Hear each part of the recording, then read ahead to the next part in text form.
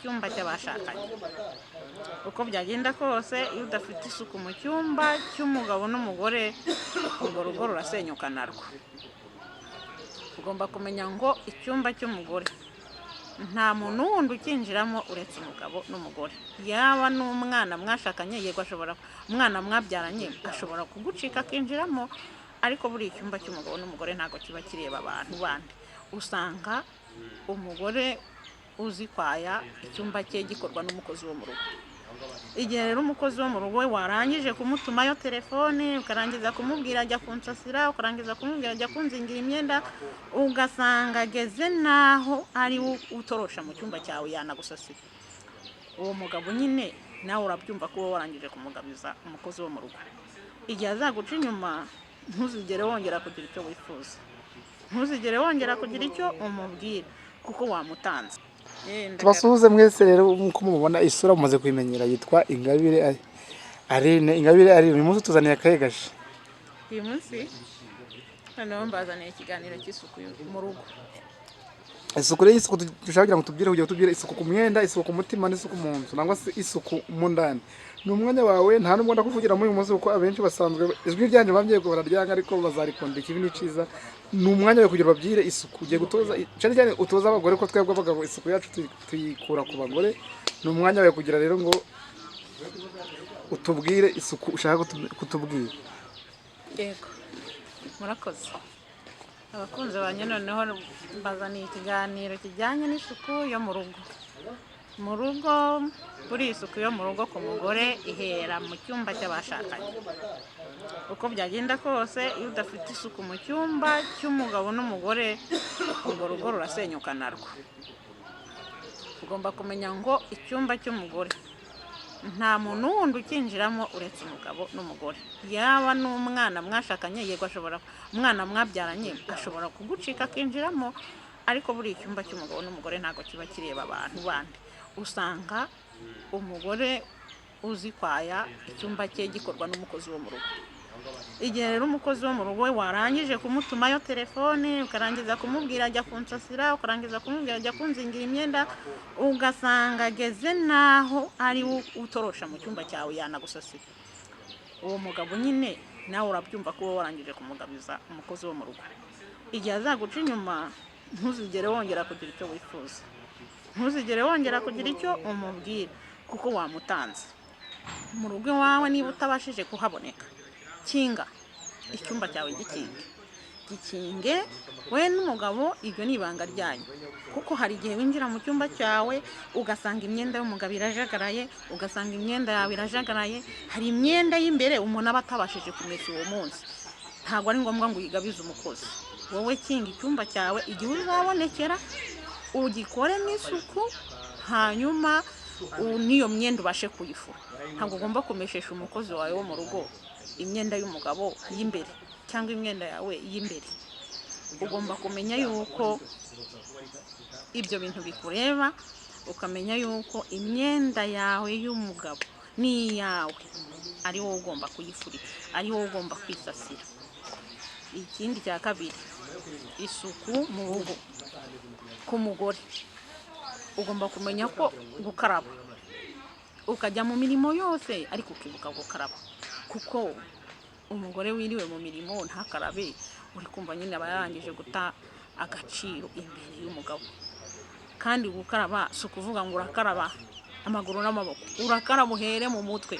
Uriya umwanda w'umugore uba mu mutwe, kuko ushobora kumara nk'amezi 6 utarakaraba mu mutwe, ahandi hose uhakaraba. Warangiza wajya kuryama, umugabo akumva wa mwuka wo mu buriri. Icyo kintu rwose abagore baragikunda, bashyiramo ibitambaro, ntiyibuke ko yashyizemo ya mavuta, ariko byibura nahanaguremo, cyangwa se agenda amesheshemo, cyangwa se animeseremo. Hari ibintu byose umuntu akoresha akagira isuku, ariko gukaraba k'umugore buriya benshi ntabwo bibuka gukaraba mu mutwe, kandi haba hari umwanda pe, haba hari umwanda. Kandi urumva umutwe wawe wegeranye n'uwo mugabo mu buriri, igihe cyose aho azahumva. Ikindi isuku ku bikoresho byo mu gikoni, isuku mu nzu hose no muri magazi, hanyuma ugire n'isuku ku bana, kuko hari ukuntu ushobora kwinjira mu nzu ukabona abana bawe wowe urasa neza, abana barajagaraye, abana nta mwambaro bakigira, umwenda uri hariya, nta kintu kiri mu mwanya wacyo. Biba bisaba ngo wowe mugore ni wowe ushinzwe mbere na mbere isuku yo mu rugo, kuko nihageraho umugabo akareba akabyibonera akaba ari we ujya kwikorera bya bindi, azagera habishumuriza umukozi, hanyuma umukozi usange niwe wabaye umugore mu rugo. Niba wowe mugore utazi koza isafuriya ngo uteke, ukabiharira umukozi wo mu rugo, umugabo nabwo azagera habone ko ntacyo waje kumara, kuko niba utazi gutekera umugabo mu gitondo, tuvuge za stress abagabo baba binjiyemo bakazirirwamo guhera mu gitondo, nimugoroba baratashye araryamye ari ibiryo umukozi yatetse, ejo arongera arabyutse mu gitondo, ntuzi no kubyuka ngo ujye gukora kumutegurira ku meza. Ibintu byose umukozi nabikora, uzasanga umugabo yisaniye wa mukozi da. Mu buriri ni umukozi, mu myenda ni umukozi, umukozi niwe wateye ipasi, umukozi niwe wameshe, umukozi niwe wakoze mu cyumba cyawe, umukozi niwe watumye telefone, watumye amazi.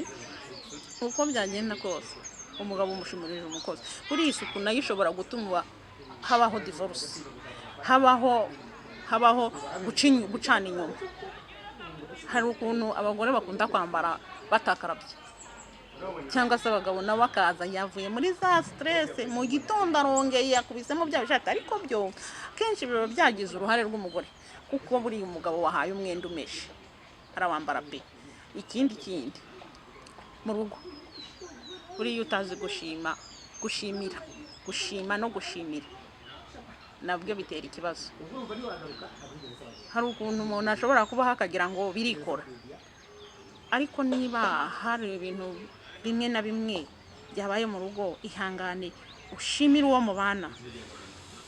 Kandi ikindi ni umushimira mukajya kuryama mumeze neza, ihangane mu gitondo umuhe mwaramutse, kuko nubwo mwararanye ashobora kuba byutse ameze nabi, ariko numuha mwaramutse araboneraho akubwire ikibazo afite, araboneraho akubwire agahinda ke cyangwa se ibyishimo bye, kuko ntago ingo zihora zishimye cyangwa zibabaye, hari agacamo. Ikindi noneho menya kumusukurira imyambaro n'inkweto, menya kumuhereza silipa igihe atashye, menya kushyira ibintu kuri gahunda ye gutaha bisitaraho, menya umwenda yambara wawutera ipasi, ariko noneho menya no kumubwira ngo wambaye neza. Buriya kugira ngo umuntu wawe asohoke mu rugo agende arenge igipangu utamubwiye ngo wambaye neza, ari we wamwambitse n'amakosa. Cyangwa se murasohokanye muragiye wamuteguriye imyenda, hari akantu abagabo buriya bareba kure bajya bakora, buruzi umugabo wateguriye umwenda umugore, biba ari ibintu byiza. Ariko ubundi ni inshingano zacu, ni inshingano z'abagore. Umugabo wabashije kubikora hari ukuntu aba ashaka kugarura umugore wamucitse. Iyo ushaka kugarura umugore wagucitse uri umugabo, umukorera ibyo umugore akorera umugabo, kuko buri umugore wagaruye umugabo akamukorera buri kamwe, niba byutse akamutekera, akamwambika, akamukorera isuku yose cyangwa bikunda gumaho ntago agenda. Ariko wa mugabo wabonye umugore wamucitse akafata inshingano z'umugore, akaba ari uzikorera umugore nawe ageraho akumva isoni, agashaka kwishyura za keya bamuha, agashaka kuzikora nawe kuko yazikorewe, urugo rukongera rugasubira mu nzira. Buriya umugabo watashye rero noneho mu rugo rufite isuku ntago yasubira inyuma pe, kuko ntiwagira isuku ku mubiri ngo uyigire mu buriri abone icyumba cye gihoze gifite umutekano, umukozi ntiyinjiramo uko abonye, umwana ntiyinjiramo uko abonye. Niyo mutafuze ibyo myenda hari uko mwabitereye aho mu cyumba cyanyu, ibyo ni ibanga ryanyu. Ababona ko bifite ibanga nta wundi muntu ukijyamo, ntabwo azatinyuka kwinjizamo umukozi igihe udahari, kuko azavuga se biramutse bimenyekanye kandi wagikinga igihe atagikozemo isuku, ntabwo uzamara icyumweru utarabona umwanya wo gukora, icyumweru, iminsi 3 utarabona umwanya wo gukora isuku mu cyumba cyawe. narebe kure. Isuku yubaka urugo, ariko isuku nabwo no mu bwonko saba ubwenge kuko nabwo ugomba kubusaba. Mu bwenge hakazamo akantu k'isuku, mu bwonko hakazamo isuku. Numva umuntu wagize isuku, umugore wagize isuku, umugabo nawe akamwunganira, ariko uruhare runini ruba ku mugore pe. Iyo turisenyera, iyi nshingano zose tuzihaye umukozi, turisenyera. Umugabo ageraho akabona ko umugore we mu rugo ari umukozi, yahetse umwana, yamukarabije, yashashe uburiri, yatoroshe mu cyumba, yafuza ayo masuve yanyu. Ibyo bintu ni amakosa ku mugore. Nta mugore ufurisha imyenda y'umugabo imbere umukozi. Kirazira niyo kera baduhanaga nkatwe, sinzi nabo ubu niba bakibona babahana. Ibyo bintu barabiduhanaga. Ikindi nta mugore wo kuryama tuzi. Uko byagenda kose karaba. Ikindi menya umugabo wawe, kenda bireka mbivuge nanzura. Menya umugabo wawe, mumenye mwe imbere. Nataha umuzanire silipa. Niba utanazizanye ube watoje abana ko papa nataha bamusuhuza bakamuzanira silipa. Ntabwo icyo kintu ushobora kuzanira silipa umuntu utahaye amazi. Silipa urazizana, ariko naso uzazana akomeze yicare. N'umutoza ko silipa zizana, azaba azi yuko n'ubundi azambara, ajya no gukaraba amazi yasanga muri dushe. Ariko n'umutoza ko aza akicara mu ntebe agasinziriramo, umukozi akaba ari we uzamukuramo inkweto yazirayemo. Umukozi niwe mugore nyine. Ubwo yasuku yakunaniye. Niba n'umutoza ko umureti wa mu gitondo cyangwa icyayi cyangwa umugati cyangwa n'igikoma bya mu gitondo, umuntu wagize stress mu gitondo ugomba iyo ufite isuku, iyo uzi isuku byose biremera. Mu gitondo ugomba kugira icyo umufasha kugira ngo akwiyumvemo, kugira ngo arenke abantu bazi ubwenge twavuze bo hanze. Nkuko hari icyo umwunganiraho mu rugo, nkuko hari icyo ukora, uko byagenda kose mu rugo ukagikora, akabona yuko hari ibyo yirengagije.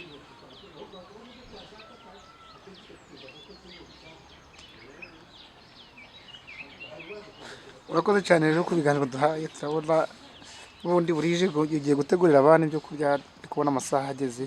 Kandi urakoze cyane ku kiganiro duhaye, ikiganiro cyiza cyane cy'isuku. Wewe utari ufite isuku iwawe, ubona umwanya wo kugira ngo ugire isuku. Turagukunda cyane cyane. Adukomeze karagaciyemo, ariko sorry. Ese none twakwanzura uvuga yuko divorce uyibona ute muri rusange? Urayemera ntuyemera nkurikije ibintu maze kuvuga? Jewe nk'umumama wubatse ufite umugabo n'abana, ntabwo nemera divorce. Kuko buriya divorce naho yakorwa no mu mategeko ya leta, ariko mu mutima ntabwo iba irimo. Hari igihe ikorwa kugira ngo baramire abana cyangwa se kubw'inyungu zabo z'imitungo, ariko ntabwo baba bayemeranyijweho. Hari igihe n'abantu babana, hariho yenda reka mbabwire ka iriho muri iyi minsi ku bantu bari kujya gushakana. Nibitonde, kuko hari n'igihe ushakana n'umuntu ashaka divorce, mukemera mukabana wowe utazi ikimurimo kandi agushakaho divorce, kugira ngo nyuma y'igihe runaka akaza, tuvuge ku ruhare rw'umugore, akaza yariteye yaragiye muri onapu, ariko mukabana igihe runaka mukanivuza mushaka urubyaro, ariko afite isezerano mu mutima we ko adashaka kubyarana nawe, ahubwo muzajya aho mukarambirwa mukagabana ya mitungo yagushakanye yaje agukurikiyeho. Niho hahandi njyewe ntemera divorce ntago nyemera pe. Hari ukuntu ugomba kubireba ukababarira umuntu wawe kugira ngo murambane, kuko divorce ziri ukwinshi. Ushobora kuvuga ngo mu divorce we kababyungukiyemo, yabona akaba yaraje afite iyo gahunda, yabona bitabaye akajya kugutera shock, agakora ibintu bigutororiza kugira ngo ujye gusaba ya divorce, hanyuma mwigabanire ya mitungo, yaba ku ruhare rw'umuhungu cyangwa ku ruhare rw'umukobwa. N'umuhungu ashobora kuza akagushaka imitungo y'iwanyu, tuvuga warasigaye uri nk'iwanyu, ubu ngubu abana benshi bafite imitungo, cyangwa se azi yuko nimushakana iwanyu bazaguha ibintu byinshi, mugashwana kugira ngo mugabane. Ubwo rero urumva iyo utabanje kumenya ubwenge rwose ukajya muri divorce, nagira abantu bose simvuga ngo benshi bihangane babanje bamenye ubwenge. Mu nama tugiriye hari akantu numvishemo, nangwa se hari n'akantu gateyeho, ari abasaza bari gukora divorce n'abashakanye vuba bagakora divorce. Ushaka gukora divorce yashaje aribyo byamuzanye nangwa sinzi nimba ibyo bintu mvuga wowe ubibona, ariko abasaza bakora divorce n'abasore nangwa se abashakanye bagakora divorce. Hari abantu bakora divorce kubera kwihangana byananiye, hari abantu bakora divorce kuko umuryango yabo ari kwikoza batarambana, famiye zabo zishaka ntizirambane. Hari abantu bakora divorce kuko ariko kazi biyemeje kuko gukora divorce. Yego, akava muri divorce none ndumva ari ushaka uhise ujya ngo yenda mpavugeho, none agashaka nakanashyingirwa, ejo agakora divorce akagabana n'imitungo. Kandi si ukuvuga ngo biba kuba adakijijwe, ari wa muririmbyi w'imbere, ari wa munyamasengesho w'imbere. Abantu ntibamenye ubwenge, barebe kure. Muri iyi minsi business zo gucuruza zabaye nyinshi, ubu ngubu no kubaka urugo byagiye muri business zo gucuruza.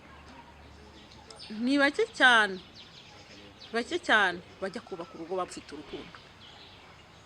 Nta rukundo rukibaho, ni business. Nta rukundo rukibaho, ubundi habaho ubucuti.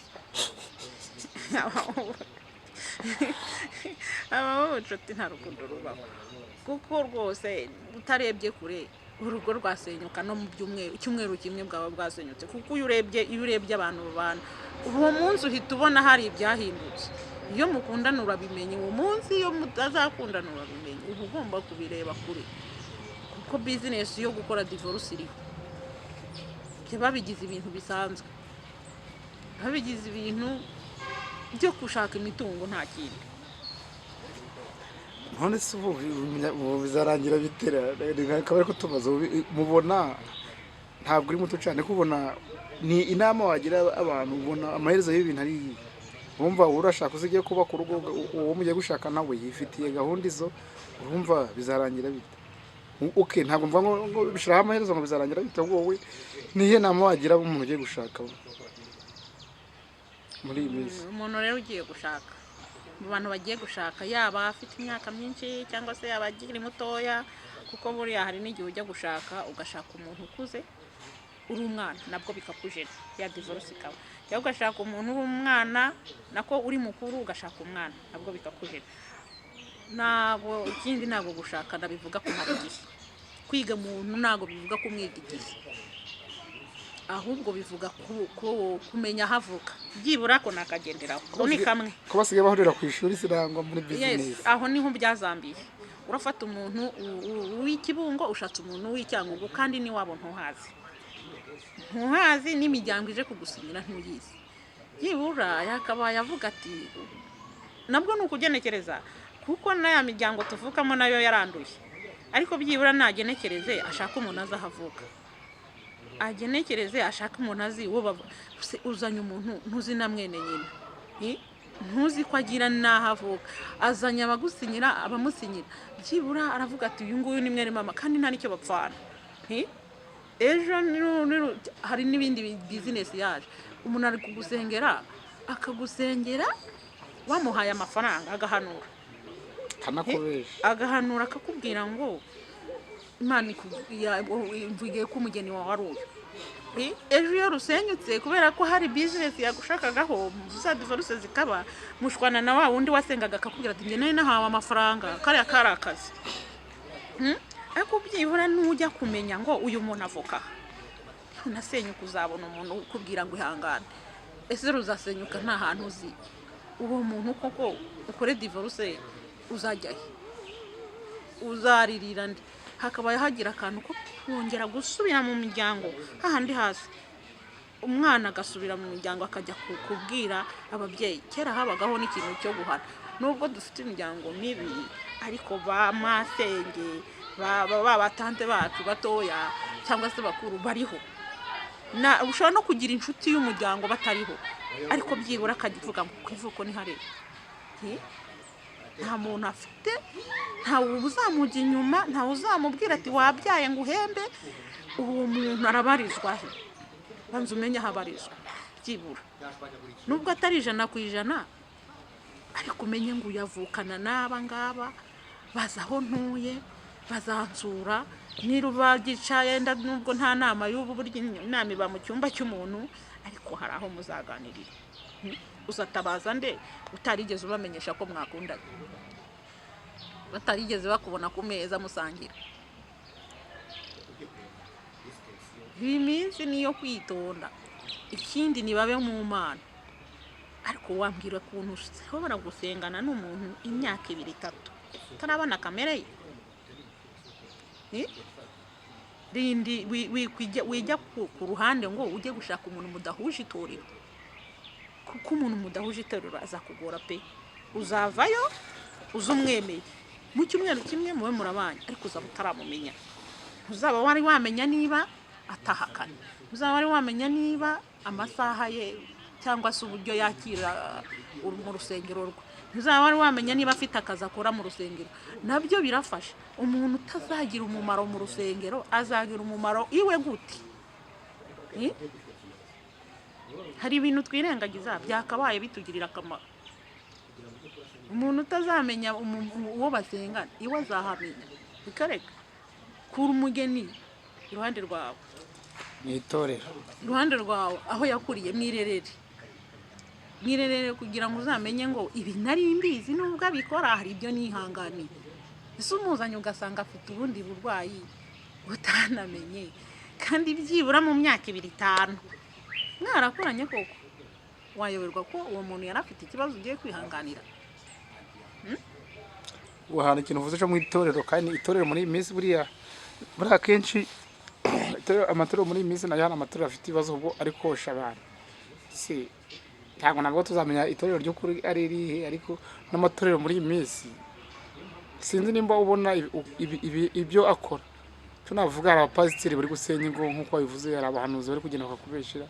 Hari n'igihe uje ugasanga umuntu yarongoye nk'umukobwa w'ikimuga ngo naramweretswe, ntabwo asanga ni byinshi ubona, ntabwo uri mutoya, nangwa se ibyo mbona byinshi nawe urabibona, ariko ibyo bintu nawe uzi ko bibaho. Iyo uvuze nko mu itorero, ngira ngo n'itorero muri iyi minsi navuga ko rishobora kugupfunyikira uri bitewe n'itorero usengeramo. Uriya rero bitewe n'itorero usengeramo ushobora kwifatira imyanzuro. Nta muntu n'umwe wo kukubwira ngo Imana iravuze. Ntabwo ivuga nyine iravuga, ariko nyine reka nkomeze ngo Imana iravuze ngo wumvireho ufatireho. Dawe jya mu cyumba uganire nayo wenyine uvuga atari ku bundi ibi ngibi koko birimo neza, wihubuka. Imana iravuga ariko wihubuka ngo ufatire hejuru. Gendana nayo nawe yakubwira ngo iki ngiki ndagikemuye, ariko nujya kumva none ukumva ejo uzumva nawe undi baguririye, ujyane nawe ugendere mu kigare. Niba ufashe umwanzuro wo kubaka urugo, ubundi we wawusengeye. Niba ufashe umwanzuro wo kubaka urugo wawe kwihaye igihe, ngiye gufata uyu muntu turasengana, kuki uri kujya inyuma yaho utakuriye? Genda aho wakuriye naho hari abantu. Kuki ufashe umwanya ukajya gushaka mu itorero utakuriyemo? Uwo muntu uzamuha uburere gute mutagendana, mutari kumwe? Uwo muntu uzamubona iwawe gute? Hari ibintu twishyiramo, nagende mu mwanya we izo divorce zizahagarara. Ese uzamuhanira hehe kandi waramukuye hirya batazi? Hari igihe ujya gusaba nk'ubufasha akavuga ati umwana twe tuzi ko yitonda, kubera ko hari aho bamubonye yahinduwe n'iki, ugasanga yenda yahinduwe na kamere ze yari yarahishe mu myenda iyo ngiyo yambara bijya yiriya, ugasanga yahishe kamere. Ariko mu rugo burya kamere ntihishika. Kamere ntabwo wayihisha mu rugo, ntabwo byakwemera. Umva rero ikintu cya divorce rwose ntabwo ari ngombwa ko hano bayitaho. Hari uburyo umuntu babarira umuntu iyo utagenze mu nyungu zawe bwite, divorce ntabwo iri, cyangwa mu nyungu z'abantu baguhishe bakagushyira mu kigari cyo kujya muri divorce. Ko buri inshuro nyinshi nyuma ya divorce hari abantu baba babyihishe inyuma. ntabwo umuntu ashobora gukora divorce ku giti cyiwe kereka bamuroze kandi nabyo bibaho aba ari abantu baba bari kugushorera tukuri inyuma ati mwange tukuri n'ubundi inyuma nta mugabo murimo n'ubundi harya ntimufite imodoka ebyiri n'inzu runaka iyi n'iyi hari abantu baba bari inyuma bashaka ko bahita baza kukubwira ngo pole kandi pole rwose ntituba zero ukagwa mu bukene arakubwira ntihagire ikindi nabagira inama yo kwihanganira divorce. tubashimire rero ukuntu mwumvishe inama ya Ingabire icyo abasaba nuko we atemera ko habaho divorce hari n'abazikoze mushaka abo mwazikoranye musubirane mugende mwongere musese amasezerano mwongere mutangire mwe ubwo umuntu arego leta akajya gushaka wa wundi izi nyuro ziba inyuma ya divorce bamubana akakubwira ngo n'uwa mbere yarakuna n'uwa mbere yari umugore nawe yari umugabo kandi koko ugasanga nibyo usanga nibyo. turabakunda rero nk'ubusanzwe yari umuganizi wanyu nangwa se umukunzi wanyu Ingabire nimero ze murazifite kandi murazibona mu munsi y'ikiganiro ubundi ukeneye ibiganiro birenze ku byo yababwiye wamuhamagara kuri nimero ye ubundi nimba utarakana subscribe n'umwanya we kugira ngo urakane kugira ngo ukomeze mu biganiro bye turabakunda cyane.